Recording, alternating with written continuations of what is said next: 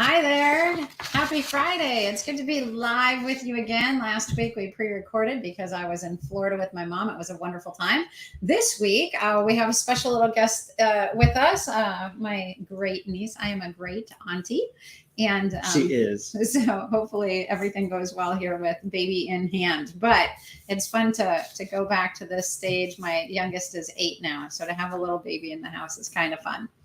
Anyway, we are Nathaniel and Amy White with the Homemade Family. And for the month of August, we are going to be talking about 4 keys to great relationships. We'll cover 1 key each week. Really, we were thinking great for great marriages, but the truth is a lot of these keys and principles can be used in all relationships, especially in parenting relationships also.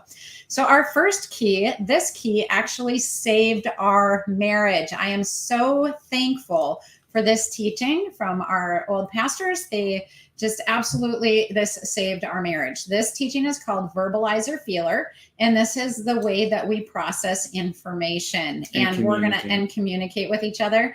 And we're going to just go into what those words mean, help you identify which one you are, and then give you great tips for what do you do then now that you know whether you're a verbalizer feeler. So because almost guaranteed your spouse is going to be the opposite. So here's just some ground rule type information. First of all, what we're going to give you today are traits of verbalizers and traits of feelers. Another term we'll use for feelers is internalizers. Those are interchangeable. We mean the same thing by them. So verbalizers, internalizers, same thing. But you are going to identify with some of the feeler traits and you're going to identify with some of the verbalizer traits.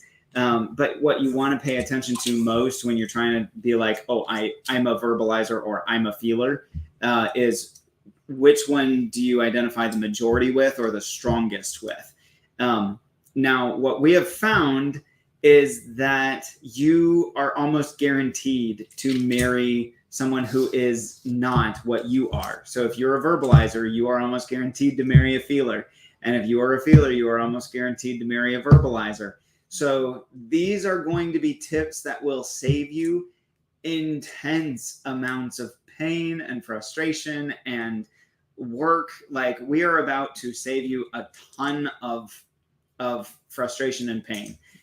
So get ready. Yeah. When Nathaniel and I first got married, as most newly marrieds do, we ran into some bumps and some conflicts along the way. Especially because we never dated and we were only engaged for 6 weeks.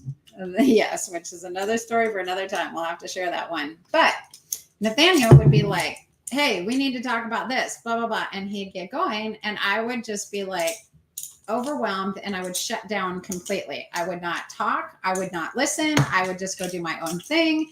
And not only is it conflict avoider, but it was because I was a feeler and we didn't know these things. But he thought... I thought she was broken. I'm like, broken. What childhood trauma did you have that you are incapable of enduring any level of conflict? Yeah, or conversation or whatever. Like, I would just be like, deer in the headlights, shut down and completely shut him out. And it was leading to...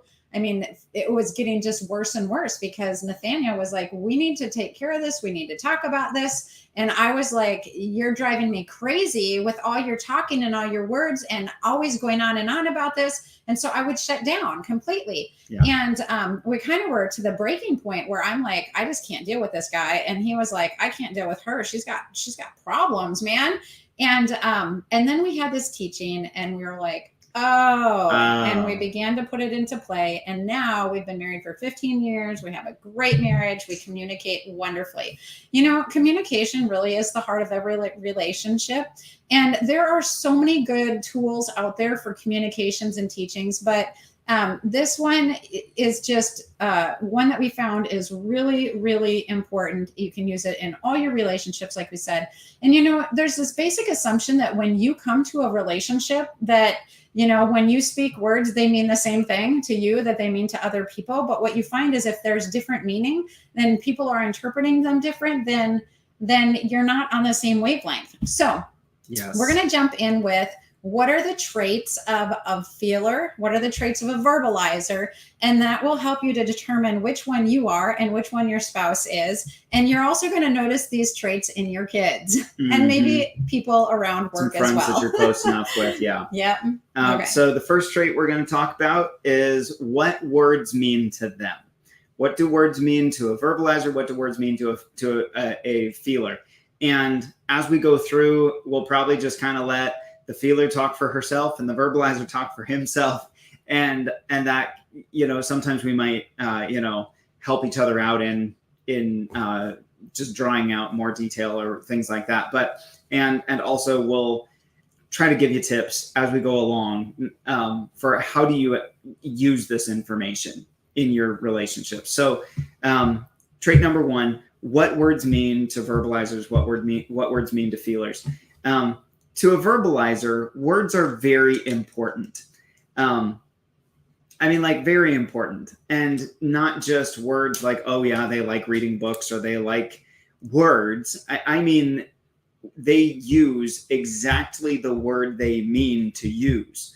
And I don't know how many times we've been having conversations, especially in intense situations and intense conversations or in conflicts.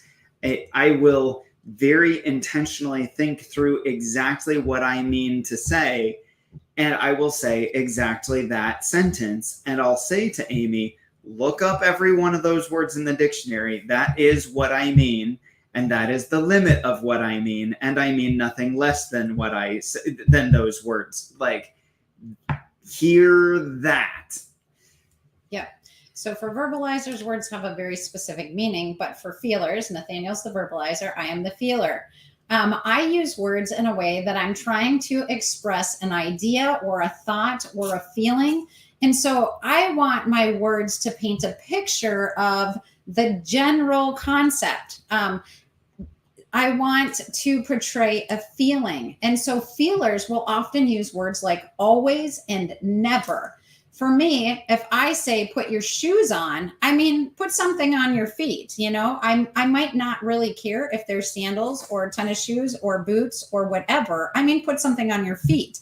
But to a verbalizer, they're like, do I put my sandals on? Or if I say, put your sandals on and then you put your shoes on, then I'm mad because I actually want you to wear your sandals. Like if I say sandals, then I probably really specifically mean sandals, but otherwise I just say shoes and I can mean sandals or I can mean boots, but it doesn't have to be the exact word.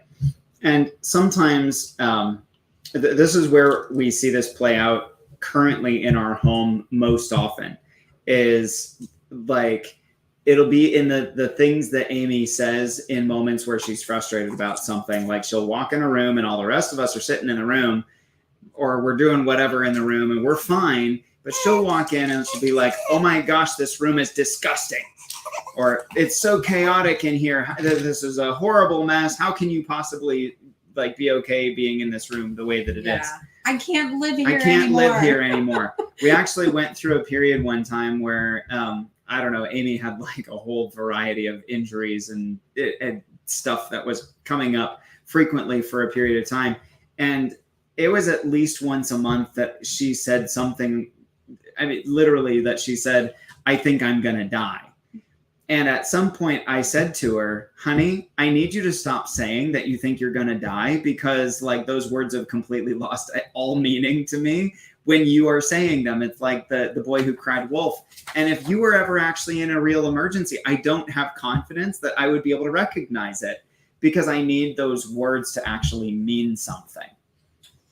Yeah. So tips for dealing with this situation, especially in conflict. So feelers, when your spouse or your other significant other or your kids are using specific language, then listen to the words they're saying, because oftentimes what happens is Nathaniel will use a specific word and I take it to an extreme that it's something much worse than he says. And he's like, that's not what I said. This is what I said. Or for then the verbalizers, when your feeler is saying always or never, don't take it personal, because usually you're like, wait a minute, always? Like I I don't actually do that very often, like twice in my life or something.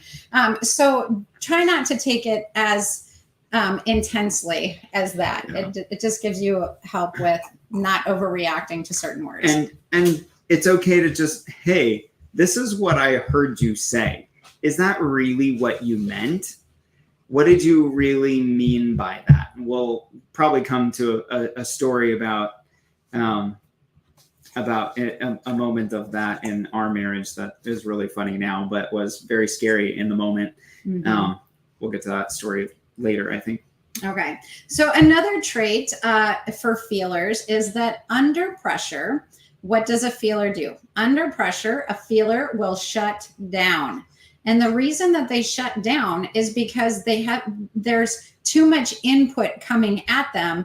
They don't know how to react to it because they haven't had time to think about it. And so instead of like reacting or overreacting or having feedback, they just completely shut down. Like, I don't know. And this is what was happening with us in the beginning. Nathaniel was coming at me with all these words and all these things, and I just couldn't process that fast. And so I would shut down. Right. Whereas verbalizers tend to increase the pressure. Under pressure, verbalizers increase the pressure. And so in those moments of conflict in those early days, when I would say something and get no response from Amy, to me, what my wiring tells me to do is I need to communicate more. She must not have understood me. So I need to say it again. I need to say it better. I need to figure out a different way to say it.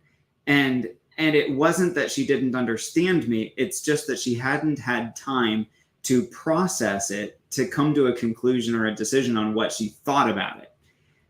And I had no understanding of that as something that somebody might need. So then she's shutting down, I'm intensifying, and I'm just compounding the problem. Her shutting down more is compounding the problem. And that's why we kept cycling through these things and the conflict after conflict in those early days of marriage. Mm-hmm. Yeah. And this is helpful to remember. And some of the tips for dealing with this is that when you are in conflict with a verbalizer or a feeler, especially the feeler needs to say something like, I'm feeling full. Could I think about this for a moment?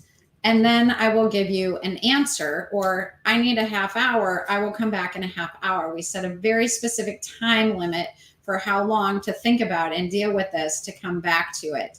Verbalizer, what feedback do you have in that? For a verbalizer, it's very hard to just put a cork in it.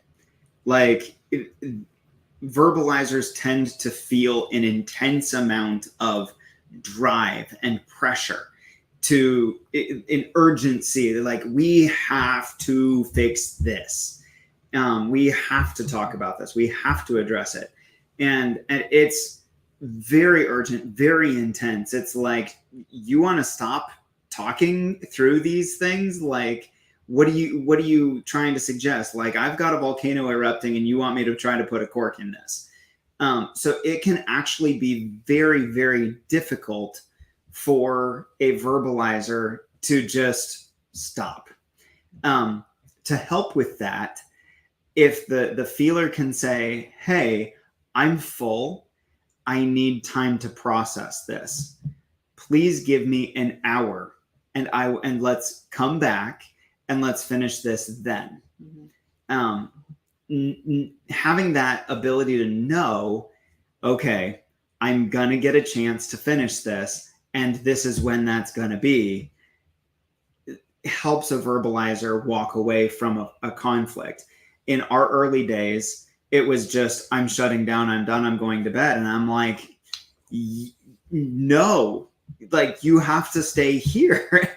When there wasn't a hope or a confidence that this was going to get resolved, and on an occasion when maybe Amy actually did just walk away from it and she went to bed, and the next day she's feeling fine, because that's what happens with an internalizer, is they get away from the moment and stuff gets sorted enough or buried enough on the insides, they stop feeling the intensity of it, and they think everything's okay.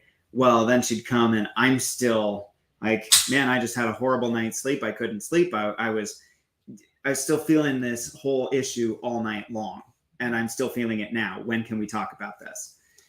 This is really great insight into our kids also. So if you are a verbalizer parent and you have an internalizer or feeler child, and especially in moments of correction or in moments of high stress, if the verbalizer parent is coming on too strong, it will shut the child down, or you're asking for a response from this child and they're not able to give you one. And you think they're being defiant, but really they just haven't had the time to process, to understand what they feel about that, or what they were doing, or, so giving them that moment to slow down and breathe and think about something before they come at it. And especially sibling relationships too. We see this where we have a high D, but also a verbalizer coming at, a really internalizer other sibling, and having them have grace for each other. Like, hey, no, you actually need to talk and you just need to slow down and back off for a minute, because I can see that child is completely shutting down and this is going nowhere. Right. And so when we understand the way that we're wired and how we need to process that, then it can give us tools to have better, healthier relationships. Right. So the third indicator is the speed of talking. As feeler, I don't necessarily know that a feeler talks slowly, but a feeler will often not have a lot of language for something. Like Nathaniel's always asking me immediately after sermon, how was that? And I'd say good. And he's like, what does good mean? And I'm like, I don't know. I need to think about it for a minute. I don't have the words right away. Or that's why we have to have talk notes and we have to go through them before we get on air, because I can't just talk. I actually have to think about and have a plan for how I feel about that. What do I want to say about that? What is the depth of that?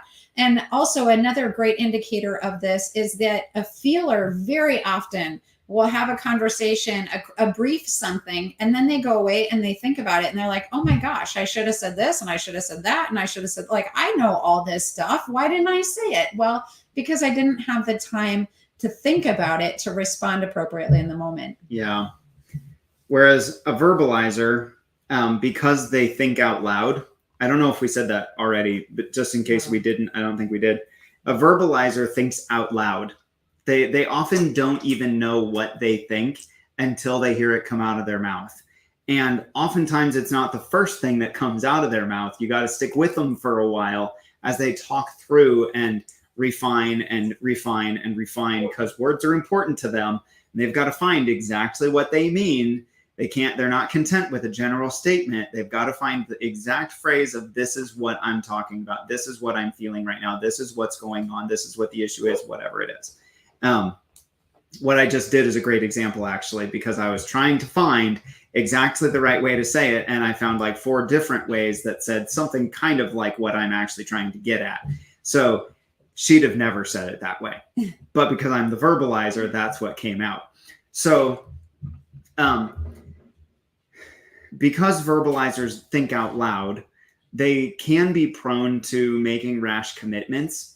Like, sure, we can do that. And then later on, they think it through and they realize, oh, actually, I'm overbooked and this wasn't a good idea and I can't do that. So verbalizers may end up needing to take back commitments more often than feelers do, or taking back statements that, after they give better thought to it, then maybe they need to say something more accurate to what they really meant. But with what Amy was saying about talk notes, I'm always like, hey, let's get together 10 minutes beforehand, talk over a general topic. What are we talking about today? Verbalizer, feeler? Okay, well, we can just chat on that for half an hour. That's easy. And for those of you who listened to us when we used to go on with our friend Chris Bassett, that's all we would do. We'd get on an hour ahead of time. We'd have an hour of conversation, and then we would just let that conversation flow into the half-hour program of the podcast. And Chris and I would leave every single week oh my gosh, that was amazing. Revelation was flowing and so many amazing things were said. And Amy was like, what just happened? Like, I don't even know if there was anything valuable in that whatsoever. Yeah. You'll notice that a verbalizer can talk about anything without, like, at a moment's notice, drop of a hat. They can just talk, and they will talk and talk. And you'll notice the internal processors, because they're the quiet ones. Because one, we don't want to interrupt. And two, we're thinking about it. And by the time that the verbalizers have gotten 3 subjects down, we finally have something to say about what we were talking about 3 subjects ago, but now the conversation has moved on. And so a really great way to deal with this, especially for feelers, when you know if you're a verbalizer or you're a feeler, there's some tips for things like, so as a feeler, I know that I have to think about things before I really have an opinion. So in mom world, my kids come to me and they're like, Mom, can I do this? Mom, can I buy that? Mom, can I, and a lot of us are just this knee jerk, no, or yes, go ahead and do that. What I've learned to say is, you know what, let me think about that for a minute. And then I'll get right back to you. And then I think and I process through, and then I get right back to them. Can I go play with my friends right now? And I'll say, you know what, not right this second. Let me think about that and see if there's anything we need to do first. Give myself a moment to process that before we just send them on their way. Yeah. Another thing to be aware of with that dynamic, a tip of how to handle this is just verbalizers. If you get 2 or more verbalizers in a conversation with each other, good luck getting a word in edgewise. They're probably going to be interrupting each other. They may even be talking over each other at the same time, and be okay with that. Oftentimes they'll be okay with that. And if you come to them in the middle of it and say, hey, do you actually hear each other? Do you understand what's going on and being said? They'll be like, yeah, well, they said this, and they'll give you the history of the 5 different subjects they've covered in the last 3 minutes in this conversation, this rapid fire conversation. If you interrupt a feeler, however, you may not get the rest of the sentence, because all of a sudden you are providing new input that they then need silence to process, and you might not actually you might not get them to finish what they were saying. Because I know my tendency to talk and talk and talk and talk and talk, I've had to make intentional choices like, hey, at the end of the day, when we're brushing our teeth, instead of saying, hey, here's all the things that I'm thinking about, here's how my day was, here's what I want to connect about, I'll ask her first, how was your day? Is there anything you want to talk about? What's going on in your mind right now? What are you thinking about right now? And it isn't usually until I even bring attention to it, what are you thinking about right now, that she even becomes conscious of, oh, this is what I'm thinking about right now. And we have a conversation about it. But it used to be, I just never heard what was going on inside Amy. And oftentimes she never knew what was going on inside of her.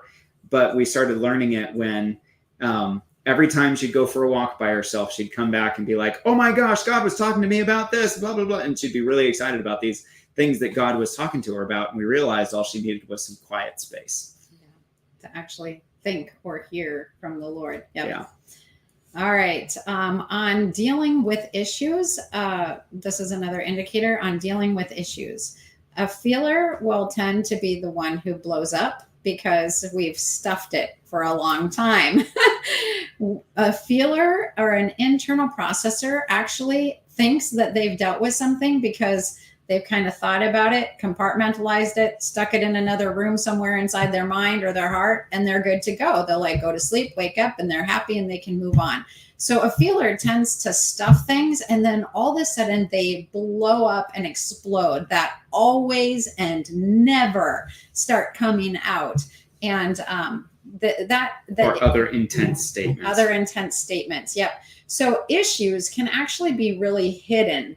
And we've noticed this in many marriages. Maybe you've even seen a marriage or two end like this, where the verbalizer honestly had no idea that anything was wrong. And then all of a sudden there was this huge blow up. The internalizer or the feeler just is like, I'm done. I've had enough. I'm walking away. And the marriage ends because they've just been stuffing and stuffing and stuffing and stuffing till they couldn't stuff anymore. It blows up. And then they just walk away. And the other person is like, I had no idea there was even an issue. Like, Yeah. what do you mean? I thought everything was fine, because the feeler never actually talked about it. They just kept putting it down inside. And I wonder sometimes if the feeler even knew that things were as broken as they really were either, because again, they put it somewhere, they sleep on it, and they're not aware that the issue wasn't resolved. Like, oh, I'm not angry anymore. Everything must be okay. It must have not really been that big of a deal. Mm-hmm. And so they'll move on. But what it is it's like an infected wound. Yeah, it covered over and the skin is healed, but underneath it's still flaring red. And something comes along the next time there's an injury in that same space, another conflict over that same issue, and it touches that emotional area that's still infected, the hurt from it can be exponentially worse. And over time, it does become exponentially worse until finally they're just like, I'm done. That's where, this is just to kind of recap, like a feeler in the moment, they tend to shut down because they need to process. But the next time they might be blowing up because they didn't process, because they didn't actually come to resolution. And so I want to say this as a clear point of communication, that a conflict is not resolved because you stopped feeling angry. That just means you stopped feeling angry. You can have a conflict and not feel angry. It just means you're not in agreement with somebody. And it's actually causing some kind of issue in being able to move forward together. So you don't have to even feel angry to have a conflict. So a conflict isn't resolved because you stopped feeling angry. A conflict is resolved because you communicated and came to a genuine agreement. That is not an agreement where the conflict avoider in your marriage caved because they're like, this sucks, I don't want to fight. That's not actual agreement. That's just acquiescence, and it's not good for the long-term health of your marriage, because eventually you're gonna feel stepped on, rolled over, walked over. Like, you're eventually probably going to resent it. There's going to be long hurt that builds up over time because you haven't actually let yourself be heard. Yep. So dealing with issues, a feeler tends to shut down, and a verbalizer actually tends to deal with issues as they arise, because for them, they feel this, and so they need to talk and process it out. And so they tend to just take care of it right away. So when you have a verbalizer feeler and the verbalizer is like, hey, we have this issue, I want to talk about it, they start talking. First of all, don't be offended, because the place where they start might not be the place where they end up. And they might say things along the journey that they don't really mean fully until they figure out exactly what it is. And then the feeler has time then to think and respond to that. Now, super, super big key, feelers, you have to bring up issues. Yep. You can't just like sleep on it and feel better in the morning. You actually have to talk about the things that offend you, keep short accounts, short lists, actually have those conversations. Yes. And I mean, there's so many little things you'll discover. There's sometimes where, like, I remember one time Amy and I were going through a DVD Bible study series together, and we'd watch the video, and then we'd put the kids in a stroller and go for a walk around a pond that we lived nearby. And we'd take the discussion questions with us. And we're talking through these discussion questions, and I'm probably 10 minutes into a monologue before I even realize that I haven't taken a breath. And finally I stop and I'm like, hey, Amy, I'm sorry. What do you think of what I've been saying? And all of a sudden she comes to and realizes she hasn't heard a word I said for 5 minutes, because she got stuck on something that I said and has been processing that one thing internally. And now she hasn't even heard any of the rest of it. So sometimes those things will happen, and there's not really anything that you can do about it. It's okay. Just be glad that something you said, verbalizer, meant enough or caught enough in your spouse that they were pondering on it. And that's actually a good thing. We'll just close out with one story that is also a good final tip for you guys, especially in conflict. But there was one morning in the season of life when we learned these tools. Amy was building a bookkeeping business. She was primarily the one going out to work, and I was the one staying home with the kids. And there was one morning she was getting ready to walk out the door. It's, again, in this early season of life, we're still pretty fresh off of a lot of these conflicts. And as she's getting ready to walk out the door, all of a sudden she bursts out and says, "I'm done." And I'm scared to death. Because to me, what that means is she's bringing divorce papers home at the end of her day. But in our teaching, where we learned these principles, they said, ask the feeler, what do you mean by that? And so before I freaked out, I slowed down and I asked, what do you mean by that? What does "I'm done" mean?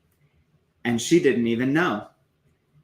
And so we talked through it briefly, and what Amy said "I'm done" meant was that before she got home, she really needed me to have the dishes done and the high chair wiped down.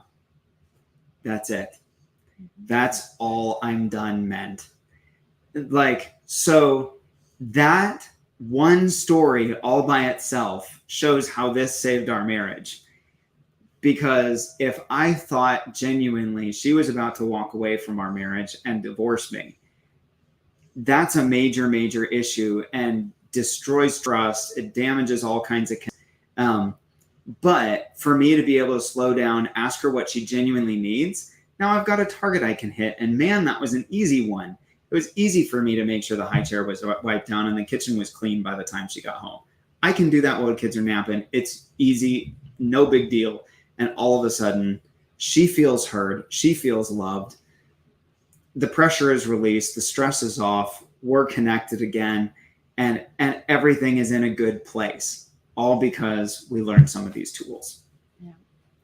All right. Next week, join us again for key number 2 to great relationships. We will see you guys then. And I hope that you were able to identify with some of these statements and figure out if you are a feeler who processes information internally. Leave us notes in the comments. I'm so sorry. Or a verbalizer who processes information externally. And then you can use some of these tips, like let the verbalizer talk, or feelers, make sure that you're bringing things up, and verbalizers, ask your feelers what they're thinking about. And anyway, God bless your marriages. We will see you next week. Bye-bye. Bye.